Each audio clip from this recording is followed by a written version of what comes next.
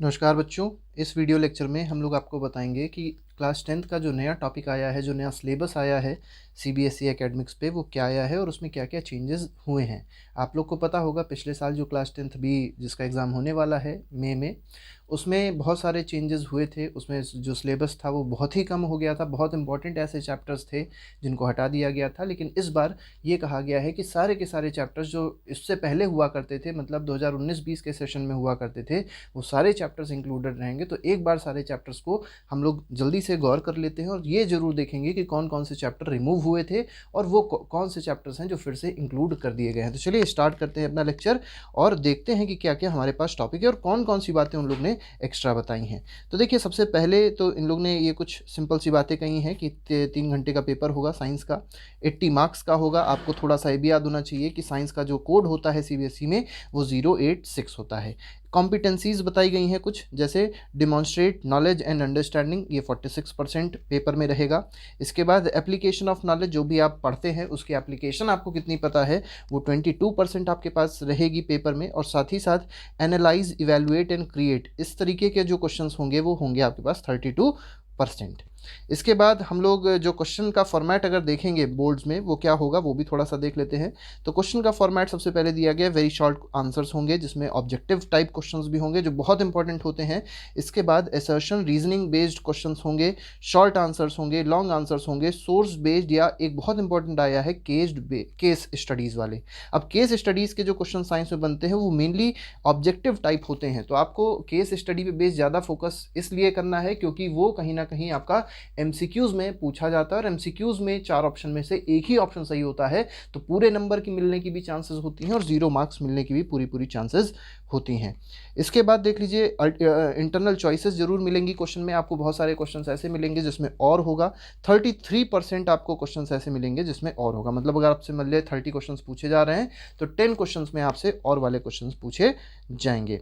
Internal assessment अगर पूछा जाए जो आपके स्कूल में होता है वो 20 मार्क्स का होगा, तो 20 + 80 कितना हो गया, 100 मार्क्स हो गए। जिसमें पीरियोडिक असेसमेंट अगर आप देखेंगे तो 2 पीरियोडिक होंगे 05 मार्क्स के। इसके बाद सब्जेक्ट इनरिचमेंट जो होता है जिसमें प्रैक्टिकल वर्क आता है, वो सब चीज़ें आपकी 0.5 मार्क्स की होंगी। और जो पोर्टफोलियो, आपने जो फाइल मेंटेन करी है, जो आपने कॉपी मेंटेन करी है, उसके हिसाब से जो आपको 5 मार्क्स और मिलेंगे, तो ये टोटल हो जाएगा आपके पास 20 मार्क्स। इसके बाद जो हमारे पास कुछ इंपॉर्टेंट ये सब्जेक्टिव वर्क फॉर वेस कॉम्पिटेंसीज दी गई हैं कि क्या क्या आपके पास क्वेश्चंस पूछे जा सकते हैं, किस तरीके के क्वेश्चंस पूछे जा सकते हैं। देखिए, नॉलेज बेस्ड जब भी क्वेश्चन आएंगे तो वो स्टेट से स्टार्ट होंगे, नेम से स्टार्ट होंगे, ठीक है। लिस्ट से जब क्वेश्चन स्टार्ट होता है तो वो इसका मतलब ये है कि डिमॉन्स्ट्रेट नॉलेज और अंडरस्टैंडिंग का क्वेश्चन है, ठीक है। तो ये आपके पास कुछ थीम्स दी हैं, कुछ टॉपिक्स दिए हैं जिस पे बेस्ड आपसे क्वेश्चन पूछे जाएंगे, मतलब शुरुआत कैसे होगी क्वेश्चन की। इसके बाद एप्लीकेशन ऑफ नॉलेज कॉन्सेप्ट, तो एप्लीकेशन पे बेस्ड जब भी क्वेश्चन पूछा आएगा तो आपको कैलकुलेट रिलेटेड होगा, इलस्ट्रेट से रिलेटेड होगा, शो, अडैप्ट, एक्सप्लेन, डिस्टिंग्विश, इससे रिलेटेड जब क्वेश्चन आए तो आप समझ जाइए वो एप्लीकेशन बेस्ड क्वेश्चन है। इसके बाद एनालाइज, इवेलुएट और क्रिएट, इस पे बेस्ड जब क्वेश्चन आएगा तब आपको क्वेश्चन का फॉर्मेट किस तरीके का मिलेगा। तो जो आपको क्वेश्चन का फॉर्मेट मिलेगा वो इंटरप्रेट करके मिलेगा, एनालाइज करके मिलेगा, कंपेयर करके मिलेगा। कंपैरिजन वाले क्वेश्चंस बहुत पूछे आते हैं। कंट्रास्ट करके मिलेगा, एग्जामिन करके मिलेगा, इवैल्यूएट, डिस्कस और कंस्ट्रक्ट। तो इस तरीके से आपसे क्वेश्चन अगर पूछे जाएं तो आप वेरियस कॉम्पिटेंसीज के बारे में समझ सकते हैं कि क्वेश्चन कौन सी कॉम्पिटेंसी से पूछा गया। तो चलिए अब सिलेबस देख लेते हैं जो हमारा नया आया है नए सेशन का 2021 से 2022 तक जो सेशन होने वाला है। जो बच्चे अभी तक क्लास 9th में थे, क्लास 10th में आ गए हैं, उनका जो क्लास 10th का सिलेबस है वो चेंजेस हो गए हैं। तो क्या चेंजेस हुए हैं, किस तरीके के कौन कौन से चैप्टर्स ऐड हुए हैं, जो पहले हटाए गए थे कोविड की वजह से, वो सारे चैप्टर्स हम लोग अब देख लेते हैं। तो सबसे पहला आपको कुछ यूनिट दी गई है, उनसे रिलेटेड मार्क्स दिए गए हैं और पीरियड्स दिए गए हैं। तो आपको मेन जो मतलब है वो यूनिट से और मार्क्स से मतलब है। तो chemical substances, nature and behaviour, ये आपका केमिस्ट्री का पार्ट है, 25 मार्क्स का रहेगा। वर्ल्ड ऑफ लिविंग जो है ये आपका बायो का पार्ट है, कितने मार्क्स का है, 23 मार्क्स का है। नेचुरल फिनोमेना, अगर आप ये देखेंगे नेचुरल फिनोमेना तो ये फिजिक्स का पार्ट होता है, लगेगा आपको बायो का पार्ट है लेकिन ये फिजिक्स का पार्ट है, 12 मार्क्स का है। इसके बाद इफेक्ट्स ऑफ करंट भी फिजिक्स का पार्ट है। और ये जो नेचुरल रिसोर्सेज हैं ये किसका पार्ट है, ये बायोलॉजी का पार्ट है। नेचुरल रिसोर्सेज में आपको सोर्स ऑफ एनर्जी भी एक चैप्टर मिलेगा जो फिजिक्स का भी पार्ट होता है, ठीक है। तो इस तरीके से आपके पास 20 मार्क्स बन जाएंगे जो कि आपके एग्जाम में, बोर्ड के एग्जाम्स में पूछे जाएंगे, 80 मार्क्स का पेपर। इसके साथ ही साथ इंटरनल असेसमेंट होगा, वो आपका 20 मार्क्स का होगा, जिससे आपके टोटल मार्क्स 100 बन जाएंगे।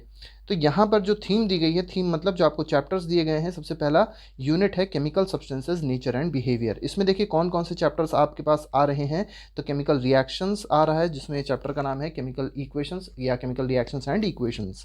इसमें जो टॉपिक है केमिकल इक्वेशन है, बैलेंस्ड केमिकल इक्वेशन है, implication of balanced chemical equation है, टाइप्स ऑफ केमिकल रिएक्शंस है, बहुत इंपॉर्टेंट है। कुछ टाइप्स दिए भी गए हैं, जैसे कॉम्बिनेशन रिएक्शन है, डिकम्पोजिशन रिएक्शन है, displacement, double displacement, precipitation, neutralisation, oxidation and reduction. तो ये एज इट इज़ जो पिछले साल का सिलेबस था वो पूरा पूरा कॉपी पेस्ट किया गया है। इसके बाद एसिड बेसिस एंड सॉल्ट्स में भी जो पहले का चैप्टर था, वो जो भी पहले का सिलेबस था उसमें कोई भी चेंजेस नहीं किए गए हैं, as it is copy paste किया गया है, पूरा पूरा वही है।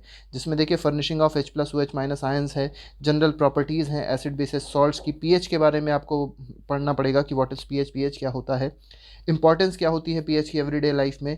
इसके बाद कुछ इंपॉर्टेंट सॉल्ट्स दिए गए हैं, जैसे सोडियम हाइड्रोक्साइड है, ठीक है, ये बेस है एक इंपॉर्टेंट, ब्लीचिंग पाउडर एक बहुत इंपॉर्टेंट सॉल्ट है, बेकिंग सोडा इंपॉर्टेंट सॉल्ट है, वॉशिंग सोडा हो गया, प्लास्टर ऑफ पेरिस हो गया। तो ये आपके पास ये कुछ इंपॉर्टेंट सॉल्ट्स भी हैं जो आपको पढ़ने हैं और याद करने हैं।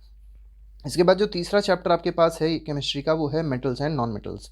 मेटल्स एंड नॉन मेटल्स में भी कुछ ऐसी चीज़ें थी जिनको रिमूव नहीं किया गया था, बस एक मेटलर्जी जो था, ये जो आपके पास दिखाई पड़ रहा है बेसिक मेटलर्जी प्रोसेसेस, इसको रिमूव किया गया था, लेकिन इस बार ये भी आप लोग को पढ़ना होगा। तो इसका मतलब ये हुआ कि क्लास 9th के बच्चों को, जो क्लास 10th में आए हैं, उनको और ज़्यादा मेहनत करनी है, और पिछले साल की तरह ये ना हो कि कोविड की वजह से बच्चों ने मेहनत नहीं करी तो इस बार भी वही चीज़ रह जाए और बच्चे बहुत पीछे हो जाएं। ठीक है, तो ये मेटल्स एंड नॉन मेटल्स का जो चैप्टर है, ये अगेन बहुत इंपॉर्टेंट चैप्टर है, जिसमें प्रॉपर्टीज़ पढ़नी है आपको मेटल्स और नॉन मेटल्स की, जो फिजिकल प्रॉपर्टीज़ होती हैं, केमिकल प्रॉपर्टीज़ होती हैं। फिजिकल तो आप लोग ने क्लास 8th में भी पढ़ के आए होंगे, और क्लास 9th में पढ़ के आए होंगे, क्लास 8th में पढ़ के आए होंगे, लेकिन केमिकल प्रॉपर्टीज़ थोड़ी सी यहाँ पर नया टॉपिक रहेगा। रिएक्टिविटी सीरीज़ बहुत इंपॉर्टेंट है, इसकी हम लोग ने एक ट्रिक की एक वीडियो बनाई थी, उसको आप जरूर देख लीजिएगा, बहुत इंपॉर्टेंट है, बहुत ईजी है उससे समझना। Formation of cations, formation of anions, formation of ionic compounds, इसके बाद कोरोजन क्या होता है, उसके प्रिवेंशन क्या होते हैं।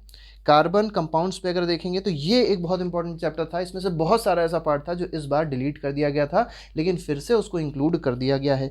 तो सबसे पहली चीज़ क्या है, सबसे पहली चीज़ तो है कोवेलेंट बॉन्डिंग क्या होती है, वर्सेटाइल नेचर क्यों होता है कार्बन का, क्या होता है वर्सेटाइल नेचर, होमोलॉगस सीरीज़ क्या होती है, नोमेनक्लेचर जो कि IUPAC नोमेनक्लेचर है, ये बहुत इंपॉर्टेंट है, मतलब आपको आगे जितनी भी आप केमिस्ट्री पढ़ेंगे, चाहे 11th की हो, चाहे 12th की हो, चाहे हायर स्टडीज़ की हो, तो उसमें IUPAC नोमेनक्लेचर जरूर पढ़ना आपको पड़ेगा, इसलिए बहुत इंपॉर्टेंट है ये पार्ट। फंक्शनल ग्रुप्स क्या होते हैं, जैसे हेलोजेंस हैं, एल्कोहल हैं, कीटोन्स हैं, एल्डिहाइड्स, एल्केन्स और एल्काइंस, ये सारे के सारे फंक्शनल ग्रुप्स बहुत इंपॉर्टेंट हैं जो आपको पढ़ने हैं। इसके बाद सैचुरेटेड हाइड्रोकार्बन्स क्या होते हैं, अनसैचुरेटेड हाइड्रोकार्बन्स क्या होते हैं, कुछ केमिकल प्रॉपर्टीज़ आपको पढ़नी है, जैसे कंबशन क्या होता है, ऑक्सीडेशन क्या होता है, एडिशन रिएक्शन, सब्स्टिट्यूशन रिएक्शन क्या होती है, ये भी आपको पढ़ना पड़ेगा, जो पिछले बार रिमूव कर दिया गया था और बच्चों को बहुत सारा नुकसान हुआ है, इसकी तो मैं आपको गारंटी देने वाला हूँ, क्योंकि क्लास 11th में जब वो बच्चे जाएंगे तो उनको बहुत सारी दिक्कतें हो जाएंगी, क्योंकि उनका कॉन्सेप्ट कहीं ना कहीं अभी भी मिसिंग है इस चीज़ से रिलेटेड। लेकिन आप लोग हर एक चैप्टर को डीपली पढ़िए, जिससे आपके सारे कॉन्सेप्ट्स इन सब चैप्टर से रिलेटेड सही हो जाए, जिससे आपको आगे 11th क्लास में, 12th क्लास में अगर आप कोई और कॉम्पिटिटिव एग्जाम देते हैं तो आपको बहुत आसानी होने वाली है। इसके बाद देखिए इथेनॉल है, इथेनॉइक एसिड है, इसके बारे में बच्चों को पता ही नहीं होता कि ये है क्या, लेकिन ये सब चीज़ें फिर से इंक्लूड कर दी गई हैं इस बार के करिकुलम में। सोप्स एंड डिटर्जेंट्स, ये भी चैप्टर, ये भी टॉपिक जो है ये रिमूव कर दिया गया था, लेकिन फिर से इसको इस वाले सेशन में ले आया गया है, अब ये आगे हमेशा मेंटेन रहेगा। पीरियोडिक क्लासिफिकेशन ऑफ एलिमेंट्स, इसमें कोई भी टॉपिक डिलीट नहीं हुआ था इस साल, तो इस साल जो नया हमारे पास सेशन है उसमें फिर से सारे के सारे टॉपिक पीरियोडिक टेबल से रिलेटेड वापस आ गए हैं या पहले से ही हैं, तो इनमें कोई भी चेंजेस नहीं किया गया है। जैसे नीड क्या है क्लासिफिकेशन की, इसके बाद रोबिनियल लॉ ऑफ ट्राइड्स क्या होते हैं, न्यूलैंड लॉ ऑफ ऑक्टेव्स क्या होता है, मेंडलीव की पेयर टेबल क्या है, मॉडर्न पेयर टेबल क्या है, ग्रेडेशन इन प्रॉपर्टीज़ कैसे होती है, मतलब प्रॉपर्टीज़ कैसे कैसे चेंज होती है on moving from left to right, on moving from top to bottom in periodic table.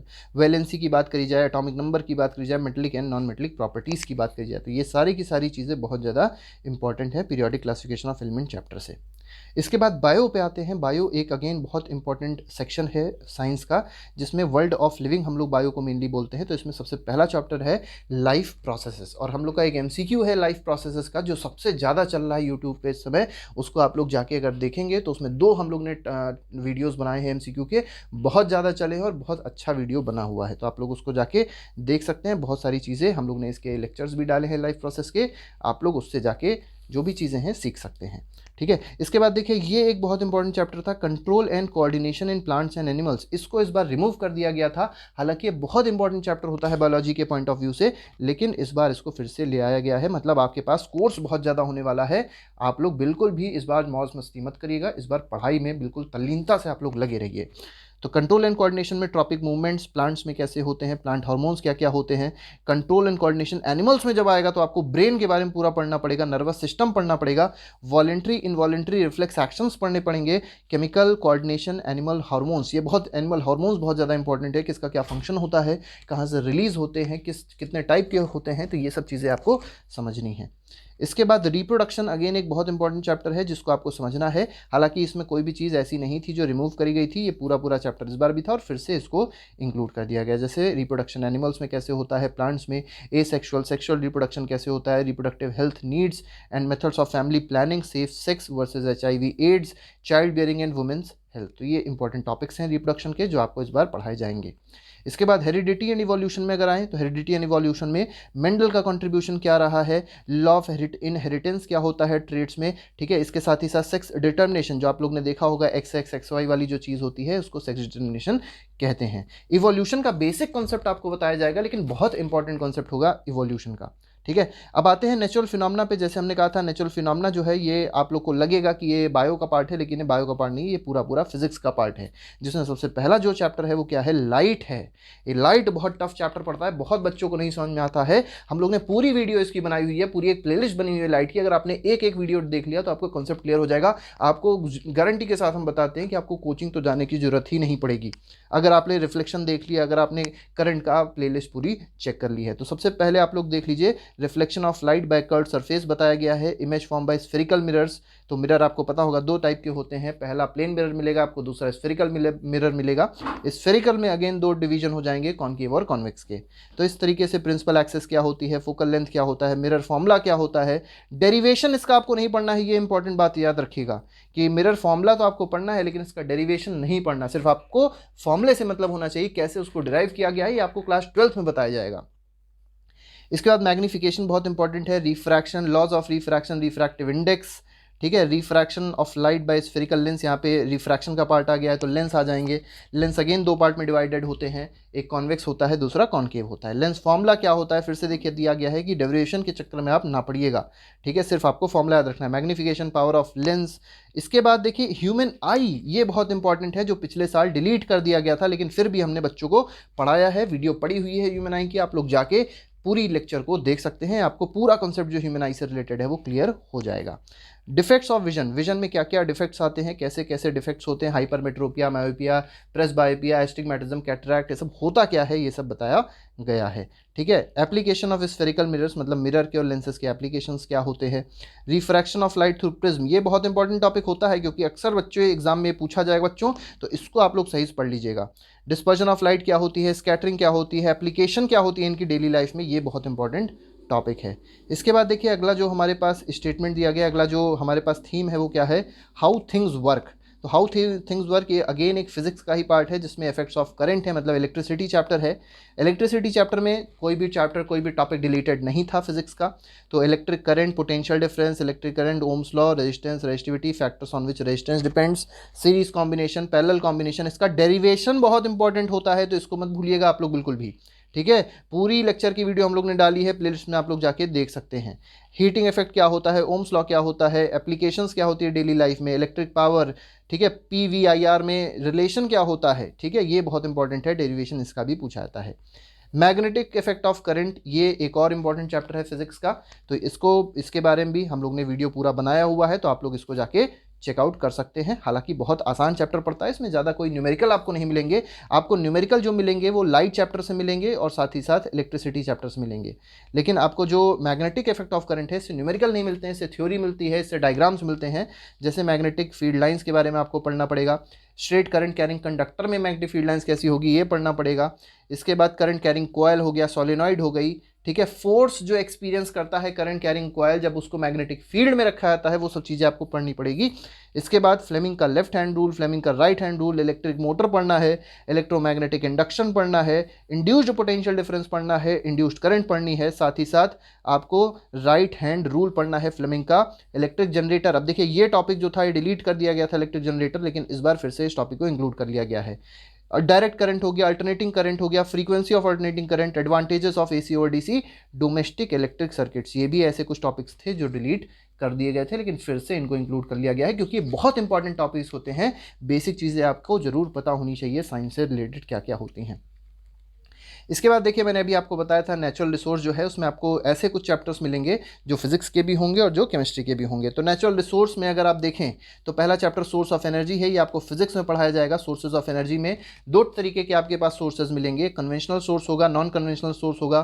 Fossil fuels क्या होते हैं, सोलर एनर्जी क्या होती है, बायोगैस, विंड, वाटर, टाइडल, ये सब बहुत बेसिक से कॉन्सेप्ट्स हैं जो आप लोग ने class 7th 8th 9th geography में भी पढ़ा होगा, बायो में भी हो सकता है आपने पढ़ा हो, साइंस में पढ़ा होगा। तो ये सब चीज़ें आपके पास पहले से इन सब चीज़ों की नॉलेज होगी। आर इन्वायरमेंट में अगर आएंगे तो इसमें इकोसिस्टम क्या होता है, ठीक है, इन्वायरमेंट प्रॉब्लम्स क्या क्या है, ओजोन डिप्लीशन अगेन एक बहुत इंपॉर्टेंट टॉपिक है, ये जरूर आपसे क्वेश्चन में एग्जाम के क्वेश्चन पेपर में पूछा जाता है ओजोन डिप्लीशन के बारे में। वेस्ट प्रोडक्शन क्या होता है, सॉल्यूशंस कैसे उसके हम लोग कर सकते हैं, बायोडिग्रेडेबल और नॉन बायोडिग्रेडेबल सब्सटेंसेस क्या होते हैं, इनके बारे में भी क्वेश्चन आपसे पूछे जाएंगे, आपके पास टॉपिक ये दिया गया है। इसके बाद हमारे पास एक लास्ट चैप्टर है जो है मैनेजमेंट ऑफ नेचुरल रिसोर्स। ये दोनों चैप्टर जो हैं आपके पास बायो का पार्ट है, ये बात मैं आपको क्लियर कर देना चाहता हूँ। मैनेजमेंट ऑफ नेचुरल रिसोर्स में कंजर्वेशन कैसे करते हैं नेचुरल रिसोर्स का, कैसे सस्टेनेबल डेवलपमेंट कर सकते हैं, फॉरेस्ट और वाइल्ड लाइफ के बारे में आपको बताया जाएगा। कोल एंड पेट्रोलियम एक बहुत इंपॉर्टेंट रिसोर्स है जिसका कंजर्वेशन पढ़ाया जाता है। इसके साथ ही साथ एग्जांपल्स बताए जाएंगे कि लोगों ने कैसे पार्टिसिपेट किया है कंजर्वेशन ऑफ नेचुरल रिसोर्सेज में। जैसे आप लोग ने चिपको मूवमेंट देखा होगा, एपिको मूवमेंट देखा होगा, तो वो सारे के सारे मूवमेंट्स आपको यहाँ पर पढ़ाए जाएंगे। बिग डैम्स के एडवांटेजेस क्या है, लिमिटेशंस क्या है, अल्टरनेटिव्स क्या है इनके, वाटर हार्वेस्टिंग जो एक बहुत इंपॉर्टेंट चैप्टर है, सस्टेनेबल डेवलपमेंट, जैसे हमने कहा ना अभी सस्टेनेबल डेवलपमेंट आपको पढ़ाया जाएगा, तो सस्टेनेबिलिटी ऑफ नेचुरल रिसोर्सेज भी आपको पढ़नी है। तो ये आपके पास हमने पूरी डीप एनालिसिस आपको दी है कि आपको क्या क्या पढ़ना है, क्या क्या चीज़ें आपको पढ़नी है, कैसे आपका पेपर आएगा, कौन कौन सी कॉम्पिटेंसीज स्किल्स आपकी चेक करी जाएंगी। तो ये वीडियो एक इतना इंपॉर्टेंट वीडियो है कि हर बच्चे को देखना चाहिए एग्ज़ाम या ये कह सकते हैं प्रिपरेशन को स्टार्ट करने से पहले। तो आज के लिए फिलहाल हमारे पास इतना ही, और बाकी चीज़ों को लेक्चर्स को देखने के लिए आप लोग हमारी प्लेलिस्ट में जा सकते हैं। हर एक चैप्टर की प्लेलिस्ट बनी हुई है, आप जाइए उसमें चेक करिए और हर एक चैप्टर को जल्दी से पढ़ डालिए और आप स्कोर अच्छे से अच्छे मार्क्स करिए। तो आज के लिए फिलहाल इतना ही। Thank you very much, good bye, जय हिंद।